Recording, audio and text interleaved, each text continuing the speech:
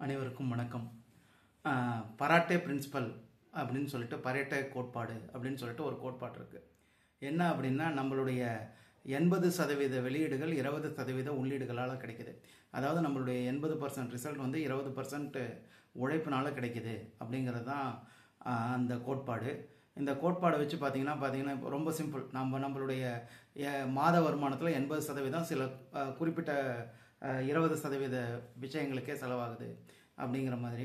அதே மாதிரி நம்மளுடைய 80% நேரம் நம்மக்கிட்ட 1000 ட்ரெஸ் இருக்கலாம், ஆனாலும் 80% நேரம் குறிப்பிட்ட சில உடைகளையே நம்ம அணிகிறோம் அப்படிங்கிறது. அதே மாதிரி பார்த்திங்கன்னா, ஏகப்பட்ட வெரைட்டி ஆஃப் டிஃபனோ அல்லது சாப்பாடோ இருக்கும், ஆனாலும் 80% நாட்கள் நம்ம வந்து 20% உணவுகள் மட்டும்தான் சாப்பிட்டுட்ருக்குறோம் அப்படிங்கிறது தான் அந்த பிரின்சிபல். இந்த பிரின்சிபல் வச்சு பார்க்கும் பொழுது நம்ம என்ன பண்ணலாம் அப்படின்னா, நம்மளுடைய 80% பணம் வந்து எதுக்கு செலவாகுது அப்படிங்கிறத பார்த்து நம்ம அதை கட்டுப்படுத்தலாம். ஒன்று.